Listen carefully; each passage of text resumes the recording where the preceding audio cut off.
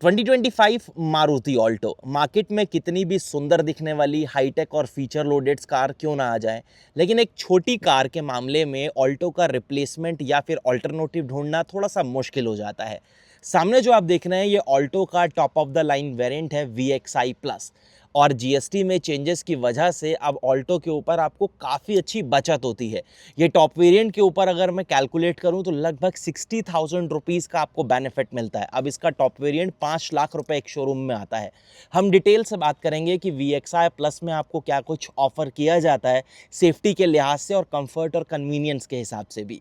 कुछ फीचर ऐसे हैं जो कार में बहुत सही तरीके से प्लांट किए गए हैं, लेकिन कुछ बेसिक चीज़ें ऐसी भी हैं जो आप मिस करने वाले हैं, जो हम आगे डिस्कस करेंगे।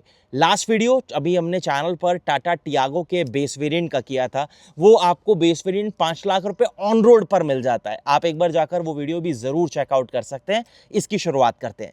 सबसे पहली चीज़ जो है ना वो कार की चाबी है। ये की है जो आपको मिलती है, सेकेंडरी की आपको बिल्कुल मैनुअल मिलने वाली है, और जो मेन प्राइमरी की है इसके ऊपर आपको 2 कंट्रोल्स मिलते हैं सेंट्रल लॉकिंग के, कार को लॉक और अनलॉक करने का। हाँ, लॉक अनलॉक करने पर वो चाइम नहीं आती। उसके बाद कलर जो है वो डेफिनेटली ग्रे कलर काफ़ी ज़्यादा सुंदर लगता है। सामने आपको हनीकॉम्ब स्टाइल की मैट फिनिश के साथ ग्रिल जो है वो मिलती है, सुजुकी का एम्बलम मिलता है, नॉर्मल रिफ्लेक्टर के साथ हाइलोजन हेडलैम्प्स दिए गए हैं, टर्न सिग्नल है और एक पार्किंग लैंप। साइड पर आप आएंगे तो ऑल्टो अपने डायमेंशंस का और अपने लुक्स का आपको एग्जैक्ट आइडिया यहाँ से देती है। कार की लेंथ 3.5 मीटर के आसपास है, 3530 mm ओवरऑल इस कार की लेंथ है।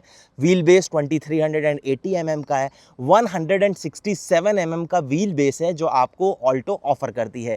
टर्न सिग्नल फेंडर के ऊपर मिलते हैं। सिल्वर कलर के व्हील कवर्स जो हैं वो आप यहाँ पर देख रहे हैं, 13 इंचेस के व्हील आते हैं नॉर्मल ब्लैक पेंटेड, और 145/80 R13 इन टायर्स का प्रॉपर सेक्शन है। जेके के टायर इंस्टॉल्ड हैं फिलहाल। पीछे आपको नॉर्मल ड्रम ब्रेक्स मिलेंगे। ORVMs अगर आप यहाँ पर देखेंगे तो आपको नॉर्मल ब्लैक मैट फिनिश के साथ दिए गए हैं, और आपको अंदर टॉगल मिल जाएगी, तो मैनुअली ही आपको एडजस्ट और फोल्ड जो है वो करने पड़ते हैं।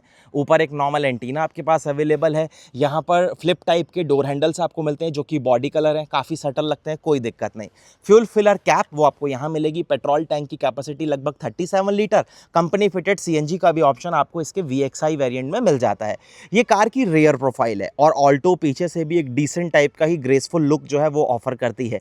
कोई डिफॉगर, वाइपर, वॉशर वगैरह यहाँ नहीं दिया गया, केवल एक हाई माउंटेड स्टॉप लैंप है, ऑल्टो K10 का एम्बलम, सुजुकी का लोगो। नीचे 2 आपको सेंसर्स मिल जाते हैं रिवर्स पार्किंग के, और यहाँ पर आप चेक कर रहे हो तो ऊपर टर्न सिग्नल, यहाँ रिवर्स लैंप और ये स्टॉप लैंप। पूरा सेटअप जो है वो आपको हाइलोजन बेस्ड मिलता है। बूट को ऑपरेट करने के लिए पहला ऑप्शन, आप यहाँ पर इस तरीके से चाबी लगाइए और इसको अनलॉक कर लीजिए। दूसरा, आप ड्राइवर सीट के साथ से भी जाकर इसे ऑपरेट कर सकते हैं। ये टॉप वेरिएंट है तो आपको पार्सल ट्रे यहाँ जरूर मिलती है, और इधर चेक करोगे तो 214 लीटर का बूट स्पेस है। ऊपर जो ट्रिम है ये वेनाइल टाइप का एक रेक्सिन टाइप जो मटेरियल है उसको लगाकर थोड़ा सा यहाँ पर कवर अप किया गया है। बाकी अगर आप स्पेयर व्हील की बात करें तो वो आपको जरूर मिलेगा, जो कि इस तरीके से नीचे मिलता है आपको यहाँ पर, और अगेन वही black painted steel wheel 13 inches का, यानी सेम साइज जो है वो आपको मिल जाएगा। अब आते हैं जरा हम कैबिन की तरफ। सबसे पहले हम ड्राइवर साइड पर स्विच हो जाते हैं। कार हमारी जो है वो फिलहाल लॉक है, तो मैं सेंटर लॉकिंग का ही इस्तेमाल करूंगा इसको अनलॉक करने के लिए। अब यहाँ से आप चेकआउट करो, पूरी तरीके से ब्लैक इंटीरियर आपको मिलता है, बस कुछ जगह पर आपको थोड़ा सा सिल्वर टच जो है, गार्निशेस जो है उसका इस्तेमाल दिखेगा।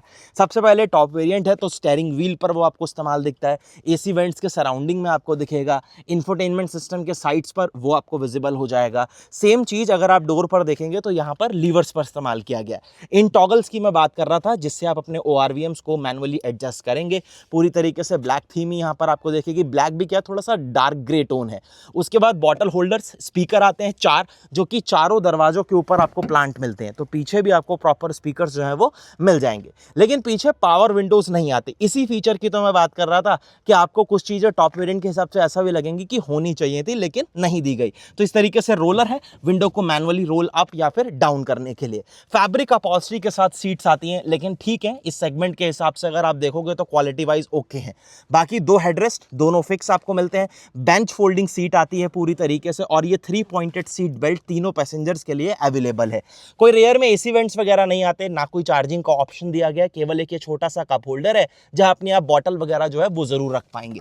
रूफटॉप पर अगर आप बात करेंगे ग्रैब हैंडल्स की, तो वो फिक्स टाइप आपको इस तरीके से मिलते हैं। 6 एयर बैग आते हैं, तो इस तरीके से कर्टन, साइड, फ्रंट वो प्रॉपर आपको यहां पर मिल जाएंगे। चलिए अब जरा हम स्विच होते हैं ड्राइवर साइड पर दोबारा से। यहाँ पर ट्रैक्शन के लिए यहाँ पर manual headlight, mechanical headlight leveller जिसे आप कहेंगे, वो आपको यहाँ पर मिलता है, इलेक्ट्रिक नहीं दिया गया।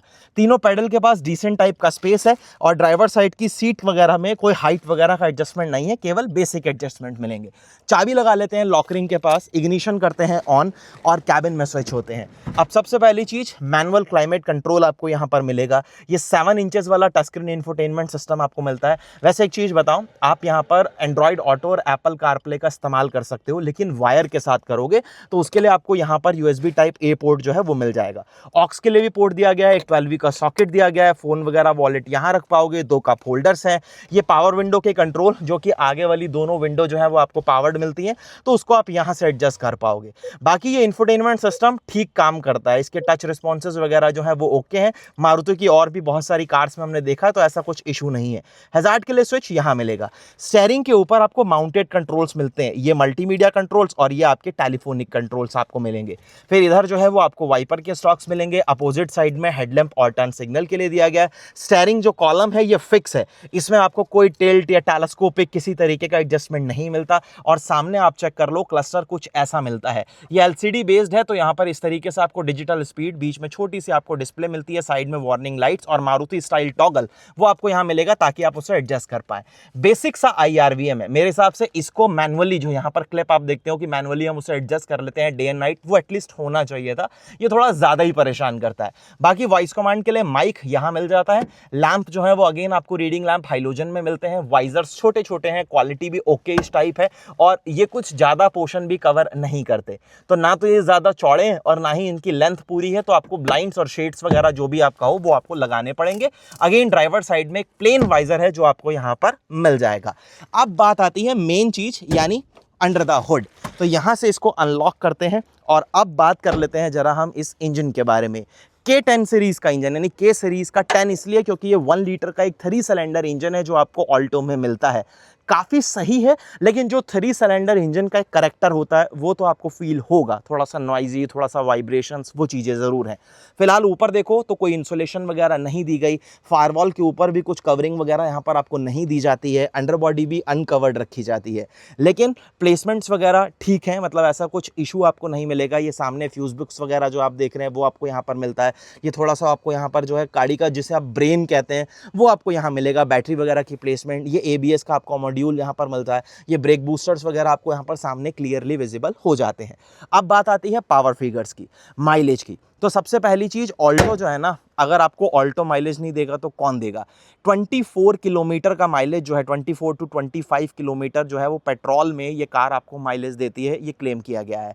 CNG में आपको ऑप्शन मिलता है कंपनी फिटेड का, तो लगभग 33 से 34 किलोमीटर पर kg का आपको माइलेज जो है वो मिलता है, लेकिन CNG में पावर फिगर थोड़े से ड्रॉप डाउन होते हैं।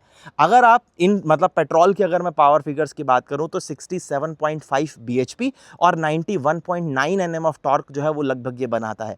तो इस सेगमेंट की गाड़ी से, मतलब जो बंदा एक छोटी कार प्लान कर रहा है फैमिली के मतलब के, मुझे नहीं लगता कि उसको इन चीज़ों की चिंता होगी कि यार मेरी गाड़ी जो है ना वो रॉकेट की तरह जानी चाहिए। वो प्यार से चलाने के लिए ले रहा है, और उस हिसाब से गाड़ी बहुत सही है, बहुत रिफाइन है। और बहुत रिफाइन क्या मतलब, ठीक है, उस लेवल पर ठीक है, और साथ में काफ़ी ज़्यादा सही चीज़ें भी आपको ऑफर करी जाती हैं।